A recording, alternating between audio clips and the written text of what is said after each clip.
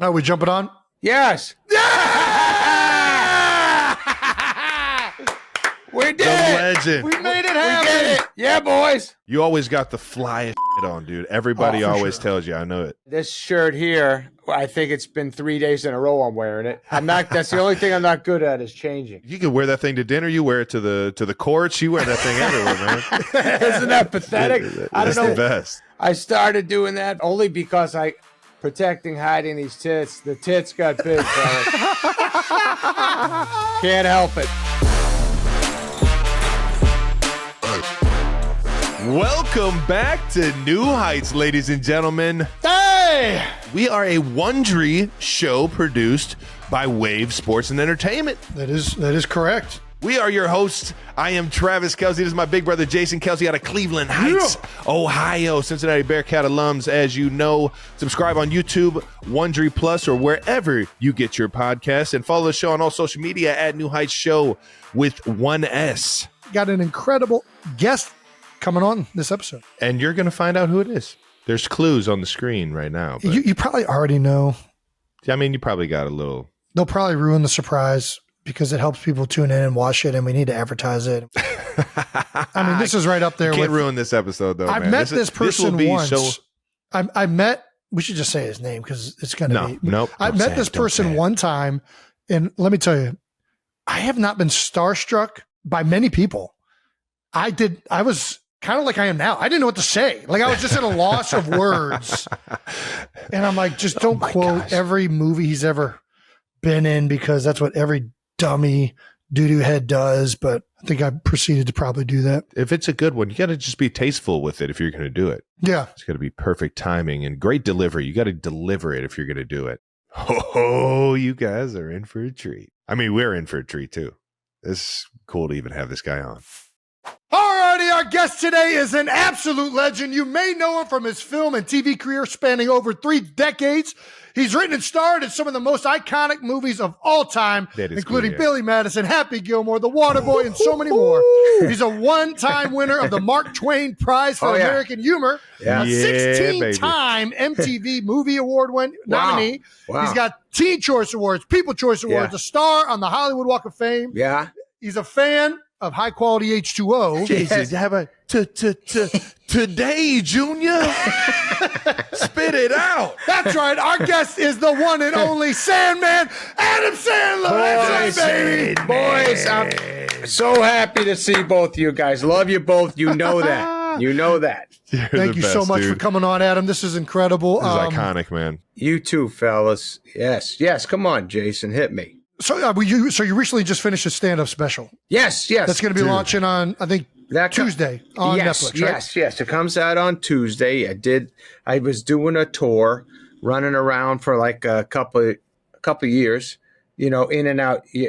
I kind of do it like I go away for a couple weeks, then I go back home for a month or two, then I go do another couple weeks, that kind of thing. Yeah. And when I was out on the tour, I was like, oh man, probably should make a special just because I know one day I'm going to throw this material out and move on to some new stuff. So might as well document it.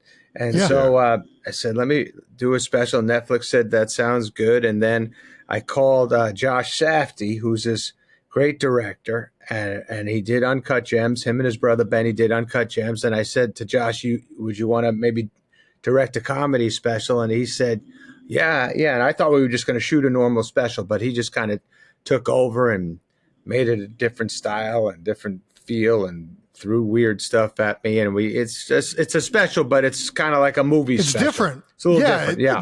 I cannot wait for everybody to see this, man. They let us preview it, and that was alone the coolest thing ever. Oh yeah. It was awesome, brother. Cool. So thank you, bud. You're right. It is different. And it's like kind of segmented. There's a whole like thing going back and forth with the projection and all that. How do you even get to like creating something like that? Like, I know that like stand up, you're bringing on jokes and you're trying to figure out your routine, but that thing was so unique. How did that whole process come about? Well, I was kind of ready to just do a normal stand-up special. I was excited because I was kind of locked in. When you do stand-up and you're on the road, it evolves. You get better and better at your act and figure out better things to talk about, figure out better ways to tell your your thoughts or your jokes or whatever the hell it is. And so I was kind of locked into a certain way that I was ready to throw down. And then Josh was just kind of like, we've seen you do a stand-up special already. I did one like six years ago. So he said, let's try to come up with a new way to present it. So that's kind of what happened. What made you want to get back into the stand-up realm? Like, you took a long hiatus from it. Not too long. I saw 100% Fresh live, actually. I was at the Hayworth out there in L.A., dude. That's right, buddy. I remember seeing you. I was I was in a whole nother world. And I remember two just off the top that I still remember. There's a Phone Wall of Keys. Yes. I fucking sing that every single time I walk out of the goddamn door. Oh, I love that, buddy. I haven't forgot them since. Love that, Travis. and then I Want to Grow Old with You, dude. Yes, I sang that too. Yes, I sang that for the special. And that was 6 years ago. Yeah.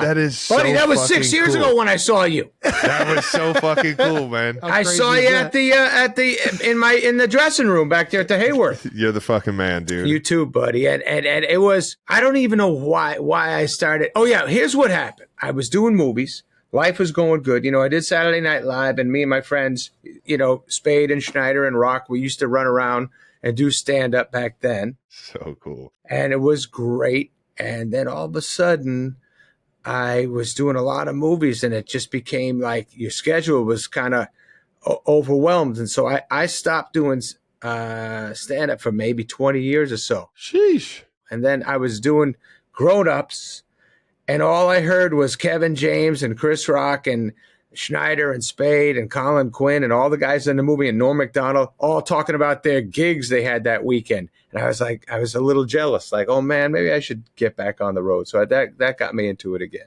That's awesome. That's awesome. Well, make sure everyone you check out Love You. It's streaming now on Netflix.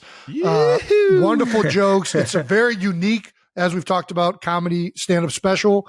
Thanks, including man. a wonderful ode to comedy, which, man, if this world needs comedy more than ever, it was just beautifully done. Really well done. Thank you, man. Yeah, we wrote a song that kind of just talked about all the movies and comedians that influenced me and my friends growing up and our generation and that kind of stuff, and what we used to sit and watch growing up with our parents or with our buddies or whatever it was. And so wrote a song and that puts a lot of that stuff in there. It's got music. It's got a flamenco guitar that starts off with right away. I'm like, man, this guy, he's bringing it right off the bat. That's right.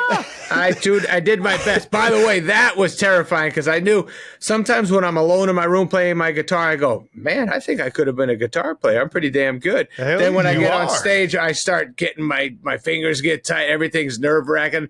So when I was shooting a special, I was like, come on, man. Let's get this thing right. But I did all right. You nailed it. Thank you. And then the Bluetooth comment hit a little bit too close to home for me. Oh, yeah. That happens on occasion. That happens. Yeah. You don't like those times. Yeah. All right. Let's talk about Happy Gilmore 2, because you got that coming up. You just said you're moving to Jersey here coming up. Yes. That's what you're going there for, right? The whole thing was to get to hang out with Travis. That's why we put it together.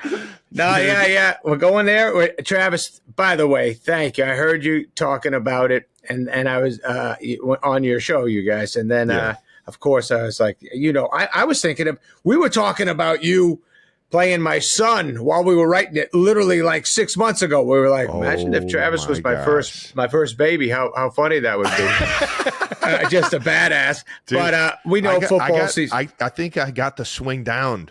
You do? Dude, I think I got the swing down. Can you crack it like that? I was out there the other day, and it was literally the day after you went on Fallon and told everybody, and I was like, man, you know what? I just got to do a ceremonial one, and and I fucking ripped it. You did. It felt so good, dude. It felt so good. What a feeling when you look up and that thing's going straight. You're like, that works, man. How did that happen? It's just. I bet you ripped the shit out of it. What do you hit them when you play? You bang it long, don't you? Yeah, I can hit it about 320 consistently off the drive. Bitch. But I could be 3 holes over or right next to the hole. You know, it's either way. No, but I've seen you swing. It is nice. It's fun. I gotta say, when I'm doing the Happy Gilmore swing, I'm maybe 1 for 4 with that. 1 for 4. It's not a Little thing of TV you. magic on the back end. There's definitely, I call my own cuts. All right, let's see. Here we go. All right, buddy. Oh, that's a long walk up. Boom! Oh, You can hear Pat Mahomes in the background telling you where it went. That's got a good swing too. he can bang him too. I'm sure you guys have fun golfing. Huh? No, he's a way better player than I am. He takes it way more serious. I'm just out there for the fun, man. Yeah, well, you're a fun man. Everybody on this little hang here, besides me, it seems like they have fun on the course. I get a little snappy out there. Snappy, little get frustrated. Have you gotten back into playing at all, just to kind of get ready for the movie, or did you take a time off from playing golf, or? Yes, sort of similar to my comedy career. I kind of dipped out for a while, and then I was like, "What am I doing, man? Let me get back into golf." And I played when I was a kid. I played when I was like 12, and my dad was awesome. My dad was a really good golfer. He'd shoot in the low 70s. I still can't do it. I can't get it there. Holy cow. I can't get down low. I've had a good 9. I had a good 9 maybe 2 weeks ago at Riviera. Nice. I think I could say That's where they play the Genesis Open. That's a legit exactly. course, That's a tough one. I mean, I played from the whites, but I shot okay.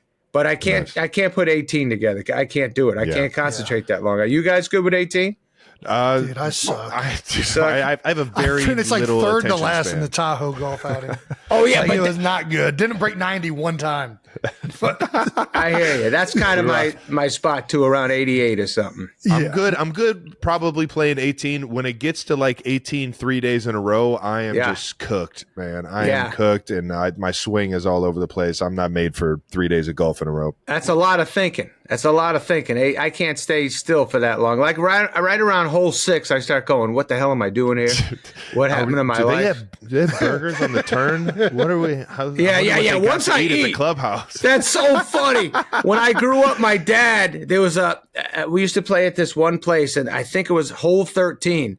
They used to put out Polish sausages and hot dogs and stuff like that. And every time I ate there, my father would go, there it goes, game over. He's going to stink now. I'd be like, no. And I would just eat too much and just get in a little coma and be staring at my father, be going, why did you eat that, you moron? Yeah, I was about to say, you inspired an entire generation to get on the golf course, man. I promise you did. I was one of the kids. We used to go up to the public course all the time and just wanted to absolutely hammer them and hit them with the Happy Gilmore swing and That's everything. so great. And we were hockey players growing up, so that the movie It hit extra hard. Yeah, it hit boy. so hard, man. And, Yes, I know both you guys remind me of my friends so much growing up. Like, if you met my friends, what you did, you actually saw a few at the U2 show, right? That was awesome, man. Oh, how cool was that concert? That was incredible. What a insane. night. But it was more fun seeing you there, buddy. We love seeing you. No, dude, that was like, I was telling Trav, I've told him before, reminded him again today. I have not been starstruck like much in my life. And seeing all of you guys next to me, like the entire ensemble, especially you, it was like, man, where the fuck am I at right now?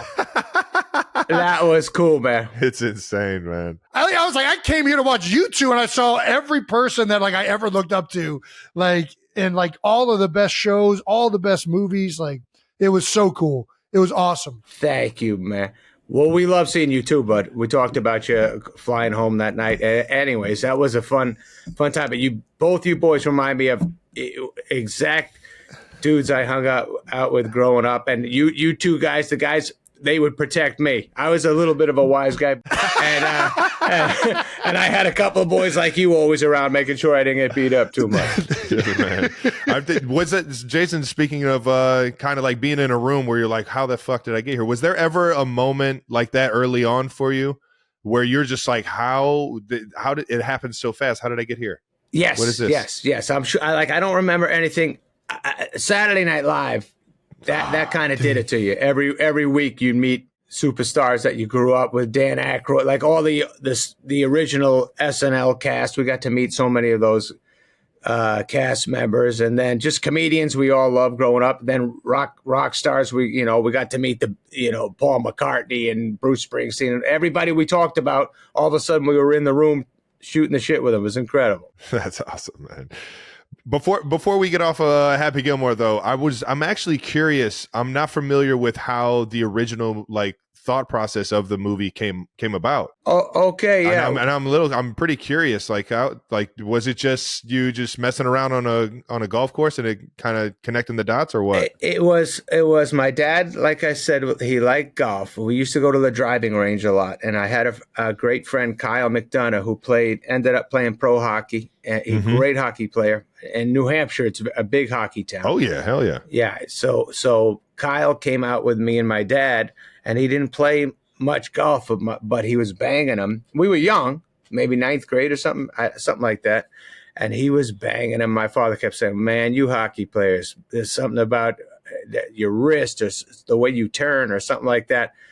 And I just was like, I think I was in college or finishing up college or just maybe 23. And I thought, man, that'd be pretty funny to see a guy with a hockey mentality have such a big hit that he gets on the tour. And I remember calling my dad and telling my dad about it and going, "What do you think?" And he was like, "Yeah, it could be pretty good. We'll see." We'll see. But me and my buddy Herlihy, who I write all the movies with, we would write that and we'd call my dad and say, "Does this make sense in golf? When you putt, what do you think?" And it's all in the hips and stuff like that. Yeah. That was my dad. I would say, "Oh my god, what is it?" He said, "It's all in the hips, baby. So it's all in the hips," and that's why we wrote that shit. Chubbs, legendary, man. What's in store with the sequel? What do you like? I don't, without giving away too much, obviously, but what are we looking for here? Well, first of all, Travis, we're gonna have fun because the scene you're doing is with so many great golfers. It's gonna be amazing. You're gonna be funny as hell. Oh yeah. The movie itself, it just picks up from an older guy who's, played golf a long time. Some stuff goes on in his life. He's different. He's a bit of a mess when you meet Happy. And then we kind of try to get his life cooking again. Wonderful. I love it, man. That's I think it's cool. It's gonna be. I mean, we're trying to make you laugh the whole time, but it's got a cool vibe to it. If you're doing it, it's going to be fucking great. I haven't seen you were on Fallon letting everybody know that you've been waiting for the right storyline. You've been waiting to feel the moment of it and to do it right. Yes.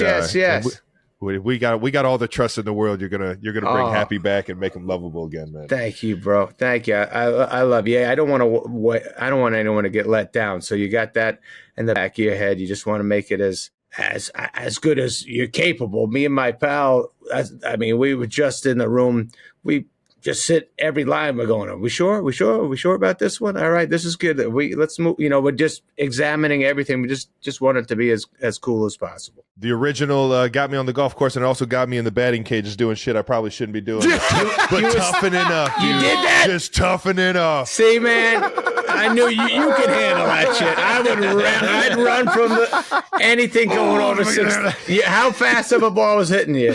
It's like 50, 60. You're crazy, man. It's fun stuff. I was the guy in Little League when I got hit by a pitch. I just rolled in the chalk for a fucking 45 minutes. Oh yeah. You gotta wear it. Don't rub it. Yeah, that's funny. Yeah, that's good. Yeah, boys, did you play Little League baseball too? Oh, you know, everything, man. Everything sports related. It was like the backyard was like a sports complex. We would go up and get all the used equipment from Play It Again Sports, and my dad would get everything for $20, and he would just get the equipment, put it in our hands, and let us have some fun with it, man. And so every day was getting home from school just so you could play sports, right? Exactly. Yeah, exactly. Yeah. It's all we know, man. It's all we know. Yeah. Thanks to our sponsor, Audible. Let Audible expand your life by listening. Explore over 1 million audiobooks and exclusive Audible originals that inspire and motivate you all in one easy app. I do love Audible. All right, now Jason loves it, so you'll love it. Trying to ditch those bad habits or start some good ones, maybe? Audible's got your back. Just pop open the app and boom, you'll find tons of titles that are right up your alley, no matter what you're into. Like The Let Them Theory by Mel Robbins or Atomic Habits by James Clear. Atomic Habits is great. I'm still trying to implement a lot of the things in there that would help my life tremendously, but it's a good book. I'm big on the energy bus. Energy Buzz? Yeah. Get advice and insight from leading professionals and experts on health, relationships, career, finance, investing, so much more. There's so much opportunity to learn and more to imagine when you listen. Start listening today. When you sign up, you get a free 30-day trial at audible.com/New Heights. Thank you to Intuit TurboTax for sponsoring today's episode. If your schedule is as unpredictable as ours, trying to lock down an in-person appointment with your tax pro can get a little bit tricky.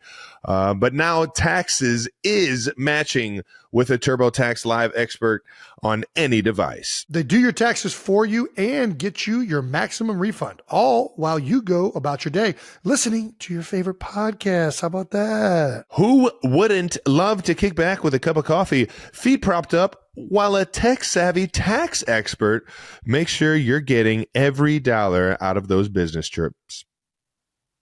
I mean, that sounds like a dream. When you match with a TurboTax Live expert, they have cutting-edge tools for any tax situation. It's 2025. It's time to file like it. Now, this is Taxes, brought to you by Intuit TurboTax. Thank you to Mentos Gum for sponsoring today's episode. You ever notice how everyone's always reaching for gum when they're bored or need a pick-me-up? Talking to Exhibit A. Yes, I do understand that because I am always chewing gum. When you can't concentrate on a page anymore after studying for so long. Or when you're stuck in a back-to-back meetings and need to feel human again. We all need a little ways to refresh our daily routines and make them more fun. And that's where Mentos Gum comes in. Sometimes it's as simple as popping in a piece of Mentos Gum and taking a different route to work. Trying a new lunch spot, trying a new workout class. Trav, what's your go-to Mentos Gum flavor you're just chewing on these days? Just the traditional, the old traditional one, mint fresh.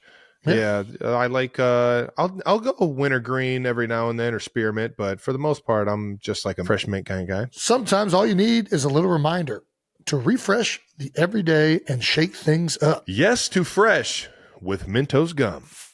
Let's get to some more familiar questions here. In case you aren't aware, Jason and I are not professional interviewers. I don't even know how to be a professional outside of football. We're just two big fans with a lot of fucking questions for you, man. As football players, we got to lead with this. How many football guys come up to you and talk about the Waterboy, man? I hear Boucher a lot. I'm very proud that I got to be Bobby Boucher. I have met I've met a lot of great NFL fellas who have talked to me about Bobby and Bobby's mama and foosball, just foosball, making baby. sure mama don't find out I'm playing foosball, that kind of shit. We have, yes. Did you play growing up? I played Pop Warner till 12. I played till 12. Okay. I was a quarterback. Before... I was a quarterback in Pop Warner. I was playing baseball, and then I was a pitcher, and I was 11. And Ken Stillman, the coach of the team, came over and talked to my parents and said, maybe Adam could be a quarterback. And my mother was like, oh, Adam doesn't play football. And my father was like, let him play. Because my father played football, actually. Okay. He was a linebacker. So then I got in there. I got on the team, played 2 years at Pop Warner, and it was amazing. So cool, man. So freaking cool. Did you play any other sports? You play football, baseball? Baseball was my favorite. Basketball, I always played. Every sport. When I was young, I was decent. Then everybody got big and way stronger than me, so I became less and less of, you didn't notice me. Like when I played Babe Ruth baseball, I went from I was on the All-Star team in Little League to like, I think Adam's on that team. I don't know. I was batting sixth. I went from batting second or third to batting sixth and seventh, and maybe deeper. The older I got, the worse I got. Well, but you're still on the courts, man. I was about to say, yes. Your skills on the court are iconic because you're just the facilitator. You just see the court. You see things before they happen. Remind me of a guy like Patty Mahomes and how his game is on the court. Sweet, I promise behind the backer. I have dreams of throwing that to you, backdoor bounce passes. I'm all backdoor. That's all I ever talk to. Because when I play, I always play with young dudes, and I always, if they're not moving, I always like whisper them. I go, You got to move, bro. You got to stay on the move. Go back. You got to go. Let it go. I'll fake up high. Just cut down low. You got to move though for me, because I ain't gonna shoot. I got to get it to you. Just a natural leader, baby. Yeah. I love it, man. It's so fun watching you in all those highlights, man. Oh, man, you guys must have been fun on a basketball court grabbing rebounds. Dude, Jason used to beat my ass, literally. Not even in the. I would win the game, but it would be a brutal ass beating. Well, and I would just get thrown on the cement. I used the to entire win time. until you hit puberty. I would whoop your ass. But then there was one day. It's the last time we ever got in a fist fight. Oh, yeah. He freaking is just driving the lane, and he's finally as tall as I am, doing this stupid fucking I had a shot, mean hook and shot. I can't it was stop so to save my buttery. life. It was so buttery. I had a right So I and start a left. fouling and just beating the crap out of him. But I could play defense. I can play some defense now, but there's minimal offense being played. I'll set picks. I will pick and rebound all day long. That I see. That I know. That's cool as hell, man. Yeah, you boys on the court must have been scary for the whole neighborhood. You told us about how Happy Gilmore got. How did you create a Creole Southern? So good. Like, where did the inspiration? I'm not sure if you heard us. We were literally like, I don't know how he didn't win more awards for this. Yeah, this was ridiculously good. This is before I had seen Life is Beautiful, and Roberto Benigni did a great job with that. He did very good. Yes, he did. He stepped it up for that shit. Yeah. No, I wasn't getting Oscars. I never thought of that stuff when I was doing Boucher, but I couldn't believe it. It was like we had this idea. A water boy gets picked on a lot. A coach thinks he could be, sees him throw a nasty hit and then says maybe you should be on the team. That was kind of the idea. And we were like, let's make him from the South. Let's make him Cajun. And then we just went from there, man. I don't know how it happened. We just filled out a script like that. So good. So good. It probably felt right as it came together too. You're just like, man, this is coming together so smooth, because it's so from start to finish. That thing is perfect, man. Oh, dude! I mean, we were so excited writing that. Thanks for all these compliments, guys. Honestly, I love you. I appreciate it. But so I remember with the Waterboy, we wanted that he had a very protective mama, and that there was this movie Carrie. It was a terrifying movie, and it was an overprotective mom who didn't want her daughter to be around anything too heavy, and anyways, so we kind of wrote a mom like that's overprotective to Bobby, and so he had to sneak around and play his foosball and shit. It's so good, man. Yeah, the breadth of which, like, you did SNL. The comedy era that you were a part of was just so strong. It almost makes it unfair for modern day comedy, man. Well, I mean, I watch these young guys now, and they're incredible. I love so many young comedians. I really do. And the Saturday Night Live cast after ours, in the beginning, when you first leave, when you see the next cast, you're like, hey, what about us? We were this and that. But the older I got now, I'd watch every cast. I'd be like, fuck, these guys are incredible. And the men and women on the show, and the way they handle themselves, I was like, oh shit, man, I wish I had another crack at that, because I'd do better next time. I like these guys. Anyways, it was lucky. Our era, we were all best friends, me and my buddies, just like you guys are with your teammates. And now we get to watch the youth be funny. Do you have any like skit? Like, what was your favorite sketch, or the one that you think is like the most underrated from your time in SNL? I mean, honestly, fellas, you guys both did the show. You guys were great. I saw you that fucking weekend. Insane, right, Travis? dude. When you came back, I was telling you how fucking great. I mean, you were so cool, confident as fuck out there, funny as shit. You guys, honestly, you guys remind me so much of my boys growing up. That's why when I saw you on the show, I was like, fuck, it would be like if my friend Dave Kinnair hosted the show. It was just kind of like cool fucking dudes who know everything, know comedy, know sports, know everything, know how to be decent to their families. I fucking loved watching you out there. Just channeling my inner Sandman and Farley, baby. There you go. Yes. Oh my God, you would have loved Farley. He would have loved you guys, man. Farley was fucking great football player, by the way. Heck yeah. Yeah. Heck yeah. Little Marquette rugby too, baby. Exactly. And ready to fight, by the way. A couple of drinks in, he was ready to go. Ready to throw down. All right. For sure. It was honestly kind of like when he had a couple in him, we were like, calm the fuck down, bro. Let's not do this. No one else can fight like you.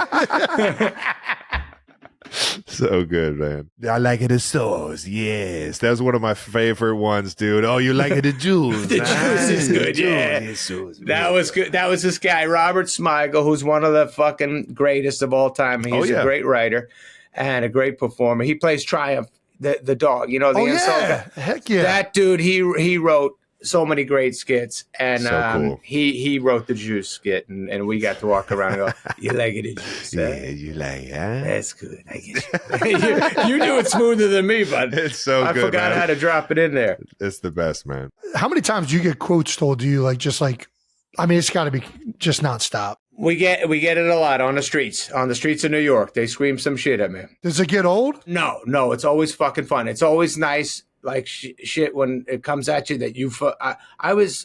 There are things brought up to me that I go, what the fuck is that? I have no idea what it is anymore. And then somebody would just remind me when you was on your album when you said this and this, and I go, fuck, I don't remember saying any of that shit. Actually, last night my daughter's watching 51st Dates, and she's like, Dad, come watch. I go, I don't need to watch me. And she's like, watch this. Look how sweet you are. I go, all right. And then I told her, I go, I got to be honest with you. I remember Drew saying all that stuff. I don't remember me even talking. It's like I look back at this shit. I don't even fucking remember scene to scene. I'm like, oh, we did that? I don't even remember that place. I'm getting old, boys. Have you been someone that like you like to watch everything that you have? Or I mean, I'm sure nowadays you're so engulfed you're in the edit and like directing it and everything, right? Yes.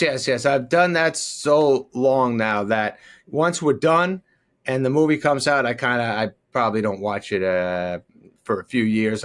If it's on TV, I'll see it for a minute, but that's usually it.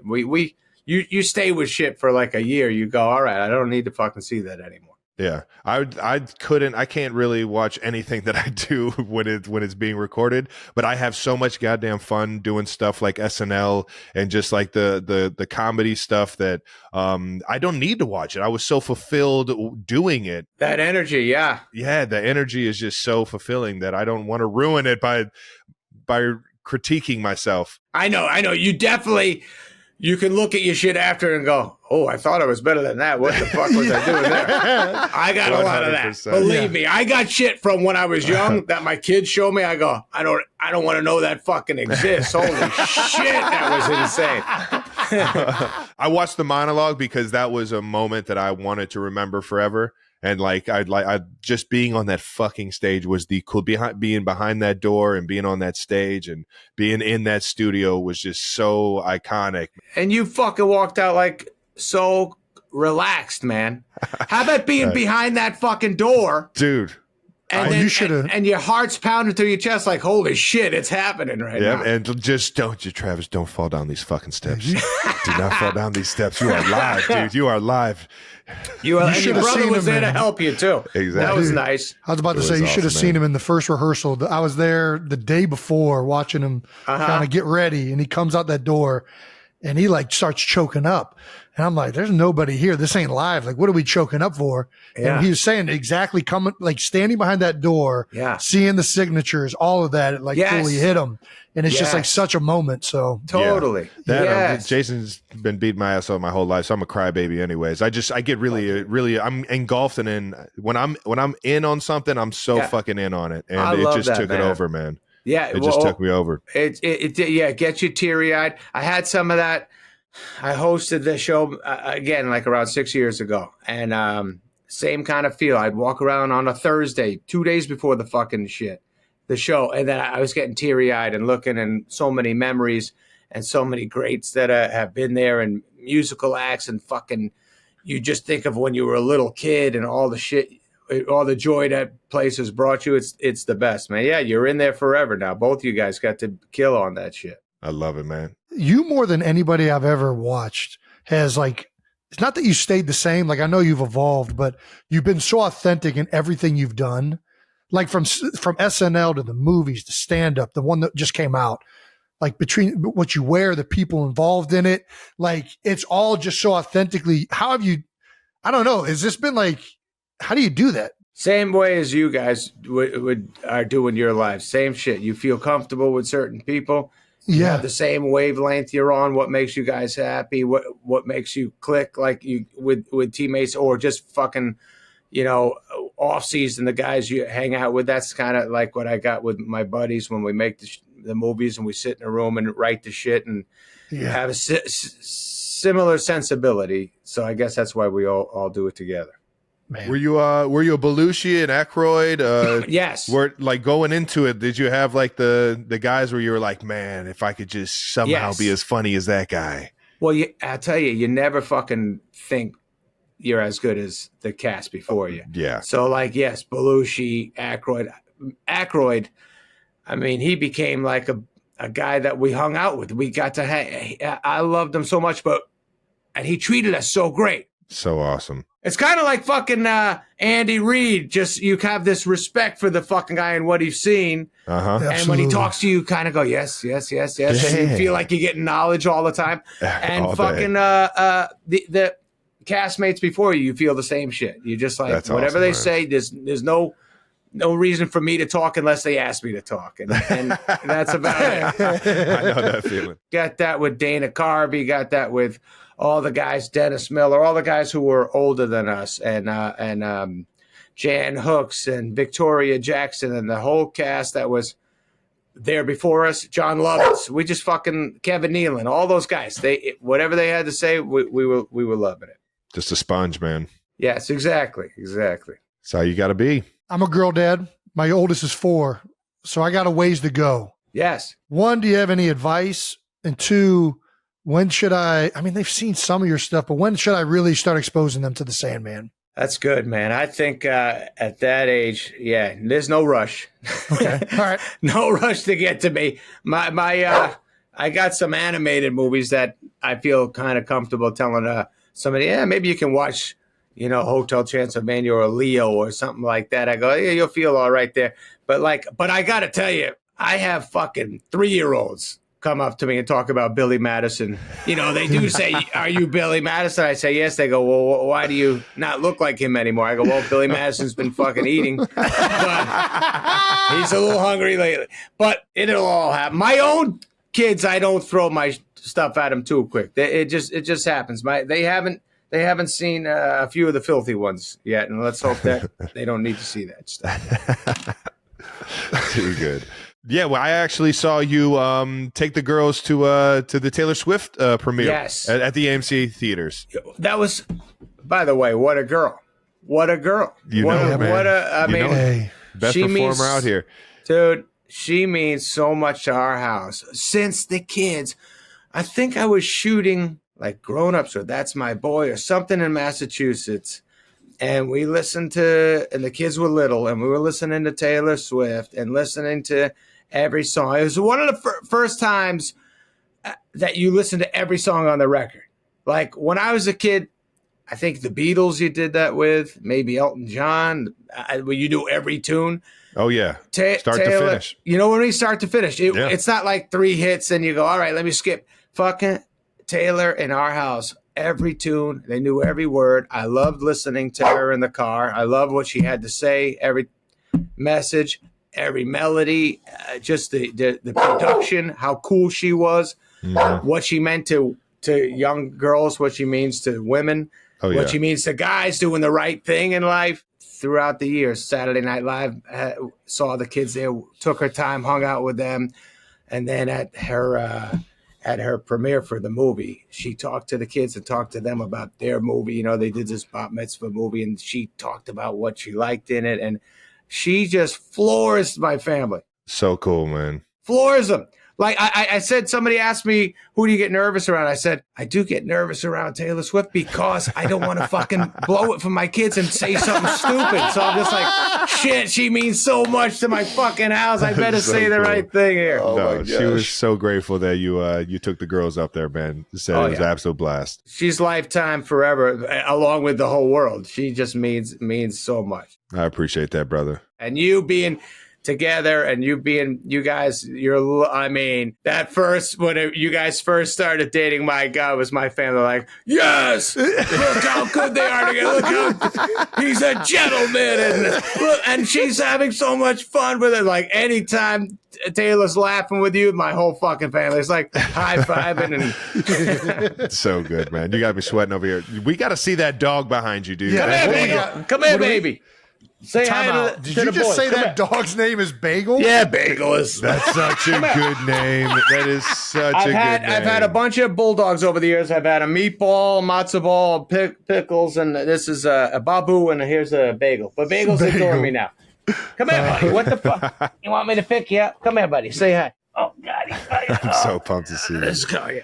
There he is. Oh, yeah, baby. There he is. All right. Oh, yeah. Get out of here. Go ahead. We had to see him, Georgia man. Bulldog. Yeah, he's That's a been, good one right there. exactly. The Georgia Bulldog, I don't know how he can handle that heat.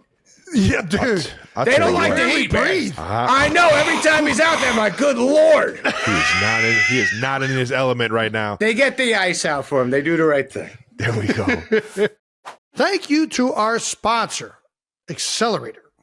Trav, what flavor you sipping on over there? I'm sipping on a cherry ice pop. Ooh, I got that the OG, green- little rocket pop. I've got it at my house. I've got it at the facility. I got a lot of the guys on the team chugging these things. I mean, everybody needs to get accelerated in their life, and what better way to get natural, healthy energy than Accelerator, baby? If you want to be energized like us with zero crash or jitters, try it now. Zero sugar is proven to increase your metabolism focus and is proven to burn 165 calories per every can you drink. That's why I'm drinking these things all day, every day, baby. I'm up to like 10 a day. You can go find it at Hy-Vee, Quick Trip, and of course, Amazon makes it too easy. Way too easy. You can get it right at your front door. Some people just know they can save hundreds on car insurance by checking Allstate first. Like to check the tire pressure before hitting the road? Yeah, just like to check you actually made that reservation for date night. Yeah, that's a good one too. Don't want to forget that. Like to check that you packed your lucky yellow cleats for the big game. That's right, well, you better be wearing red. Like to check the grill's heating up before everyone comes over on the big game. Yeah, checking first is smart. So check Allstate first for a quote that could save you hundreds. You're in good hands with Allstate. This content is intended for audiences in the U.S. only. Savings vary. Terms apply. Allstate Fire and Casualty Insurance Company and affiliate in Northbrook, Illinois. You worked with a lot of athletes in the past. You worked with Shaq, Michael Irvin, Kevin Garnett recently, and Anthony Edwards recently. All great. Do you feel like there's like an avenue of athletes being comfortable on the screen, or has anybody bombed it? Basically, is what I'm asking. Oh no! I mean, I'm sure. No names. No, I don't got anybody who left that I went, oh, what happened there, man? No. None of that shit, man. I love them all. They all come and have fun. We make sure whoever's doing, you guys are like doing us favors. I know you got a busy life and you're coming and you got to make my fucking movie 1,000 times better. So we try to make sure anybody who comes by has a great time. It's a memorable time, and try to get them in and out as quick as possible. Don't want anybody sitting and being bored. So, but no, I've got to meet so many greats over there. And you guys, you grew up. I think there's some sort of connection to how fucking confident you are. And comedy, when you're being funny, it's usually if you're confident in what you're saying and committing to something. So if you ask an athlete, it's probably going to be a little bit better if you say it like this and, be strong when you say it. Yes, sir. Let's go. You're coachable. You guys are coachable. Yeah. There you I go. was about to say, got to be coachable in life, baby. You certainly do. How do you decide to make the jump from comedy guy to like more of like the dramatic stuff throughout your career? That was like, was it just like a challenge that you wanted to do, or was it like? Yeah. It is that. It's like that now. When I was younger, I did a movie a long time ago called Punch Drunk Love, and that was just luck. I was doing my comedies. Paul Thomas Anderson, who's this amazing guy, an amazing director, he wrote this movie for me and said, give it a shot. He believed in me, so I did it. Nice. Had a few of those where I work with these elite directors and kind of do my best for them, and it's different than what I do. I like Waterboy and shit like that. We have fun writing that shit and doing that shit, and it's the best time we could ever have. But when it comes to serious stuff, I just don't want to let down. This just like you guys don't want to let down the coach. I don't want to let down the director, so I fucking just commit as hard as I can. Heck yeah, accountability, baby. Exactly. Yeah.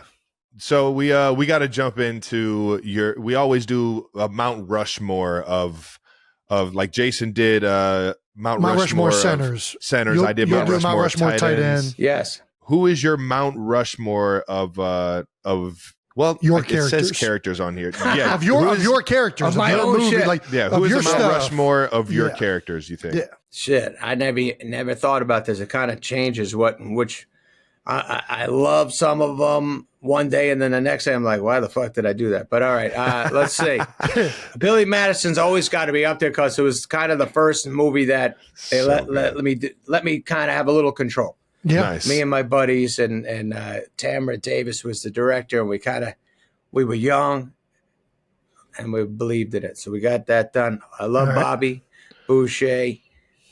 Shit, man, I love being that guy. Love doing movies with Drew Barrymore and with Jennifer Aniston. So that was just, I can't pick. I don't know what my guys' names are in those, but whoever I was in those right now, I guess, yeah. I don't remember it all. I know Robbie Hart was one of them, but I love making that. Whatever I did with those guys, I'd like to put up there. All right, I'm with you. And I don't mind putting Little Nicky up there too. But there you go. There you go. One of my sneaky favorites of yours, brother. Seriously, another one better. where you engulfed. You just brought us all in with this. Yeah. It's so good, man. The sideways face and so good, man. Oh man, I remember Nicholson. I met Jack Nicholson before we did our movie together, and he said, "Now, before we start this, what type of movie is it? Is it Little Nicky?" And he goes, "Hey," and like that. I go, "Whoa, Nicholson just did it. Nicky to me. That felt nice." That's so cool, awesome. man. Yeah, that's so cool. I'll tell you what. That's probably the most epic Mount Rushmore I've ever fucking heard. Oh yeah, I love gnarly, that, dude. Tom, I gotta ask you, Little Nicky up there was so. This cool. isn't on this. This isn't on the rundown, but I want to. Who's your Mount Rushmore comedians? Like on your list? Well, my guys when I was young. Yeah. I love so many now. Of course. It's all it's much broader than it was. But as a kid, what fucking connected me the most? Rodney Dangerfield was my number one guy. Love Rodney. Yeah. Love Caddyshack. Love Back to School. Oh yeah, you baby. know, Back to School. Yeah, So good. baby. the best, So good. the best. And I got to meet him and hang with him. Fucking loved him. So And shit, when I was young, I loved the Jerry Lewis, the Abbott and Costello, the Marx Brothers. I loved that stuff because I would watch that with my parents. Had a great time with that. Then I loved, Belushi and Aykroyd was power in my house. Eddie Murphy. Oh, dude. That was kind of it too. Eddie, fucking stand-ups, Stephen Wright was a big deal to me. Cheech and Chong, fucking love Cheech and Chong. Yeah, baby. Love, yeah. I had a million of them. Actually, the special the last song, Yeah. I tried to throw a lot of the people who meant something to me in there. I miss this stuff. There's this comedy record, Derek and Clive. You guys ever hear of them? It was Dudley Moore, Okay. who played Arthur. You remember the movie Arthur, the English guy? He drank a lot of booze, funny as shit. He was in a comedy a duo with this guy, Peter Cook, and he had these albums that they used to curse a lot. They'd get drunk together and be funny together. And somehow my father got it for me. And I was in like fucking 6th, 7th grade listening to that going, oh my God, this is the best. So they had a big influence on my cursing, I believe. We're a football podcast. We got to get into a little bit of your QB. You already told everybody that you were kind of a Pop Warner QB, but the longest yard man. Yes. How much like prep in the NFL were you just out there winging it, knowing that you still had the skill set, or did you actually? You take some pointers from some guys. I was scared, man. I was, by the way, fellas, when I was a QB, I dropped so many snaps. I used to, my coach used to go, would you get your hands in there? I didn't get in there. I was terrified. As a center, you got to feel the pressure. You got to feel the pressure. I apologize to you and everybody before you, Jim Otto, everybody. I made a mistake. I felt so bad getting my hand on that cup, but when I got my hands in there deep, man, it always worked out. But yeah, no, I took Sean Salisbury was nice enough. He a great guy. He fucking every day would throw the ball with me, taught me how to throw it a little farther, how to be a little more confident with it. Because when I was Pop Warner, it would be like straight T26 on break, on set, straight T26 on right, ready, break. Then I'd get out there, my little baby voice, I would throw that quarterback thing on. Hey! Whatever the fuck I would do. And I would do that bullshit. I was bullshit when I did it. I never sounded cool. But I remember Salisbury would always yell at me like, "Oh, you got to command that team. Get out there and fucking be a man about this." This is so fucking good. Sorry, Bagel. So good. Gosh. In '97, you wrote a song called "The Lonesome Kicker." Yes. Loved it. Would you ever write a song about any other positions, or has that come up in your mind? Any other sport? Like that or what, man? Shit, yeah. I mean, if something fresh comes up, for sure, man. But we did fucking have the best time. NFL Films helped make a video with us. I got to hang out with a bunch of Steelers, Cordell Stewart, the bus. Yeah, they were all in the video. We hung out there. I've had a lot of dreams come true, but I met a lot of you dudes, and I love you all. You're the best, dude. Thank you. Well, let's get to some no dumb questions with the Sandman himself. I'm ready. The segment is called No Dumb Questions because there's no such thing as dumb questions, Adam. Just dumbass people like me and Jason. Would you mind helping us with just one, baby? Please make me a part of it. Let's do this. All right, from Hey Buck Nasty, whatever that may mean. Out of all the movies that the Sandman is dropping, we still want to know what's happening in Bobby Boucher and Vicky Valancourt's life. Did Bobby ever make it to the NFL? Oh, yeah. Well, first of all, the good news is Bobby saw Vicky's boobies and he liked them. Loved them, actually. Loved them. He said but in that moment, he loved them. He loved them. And thank you very much, Vicky Valancourt, for that. He did go to the NFL, I believe. Played a couple of years. Mama wanted him home, so he had 2 good years running around with the teams. Saw some shit he probably shouldn't have seen. Things got a little crazy on occasion for Bobby, especially when they'd go to Vegas, and then he made himself back to Mama and just. Fucking, it's better off in the It's bayou. a beautiful story. Yeah, it's a beautiful story, baby. We had to at least figure out what happened, baby. Yeah. Thank you. And that wraps it up with no dumb questions today. And man, honestly, Adam, we can't thank you enough for jumping on with this, brother. Oh, you are the GOAT of the comedy that we grew up on, and I can't thank you enough, man. You shot me the text after SNL, and it was like the full life circle moment of seeing, just feeling like I'm a part of something as cool as the Sandman. So I appreciate you even jumping on, having some fun down memory lane with us. And everybody, make sure you check out the Netflix special he's got coming out, man. Appreciate that. And boys, on your end, both of you, so fucking happy for everything you guys got. All you've done. Congratulations, Jason, on I know you're going to have a great time announcing and doing a new start, Dude, like, you Yeah. kicked so much ass. Yep. The fucking speech you gave when you guys won was unbelievable. The funniest. Dude, the best. The ever, best. You're man. everyone loves you. And Travis, so fucking great watching you dominate out there and just bulldoze and soft hands and just a stud. All right, now. Always in the right spot. I don't know how the fuck you get so open, or when you're not open, it doesn't matter. He's going to get it to you.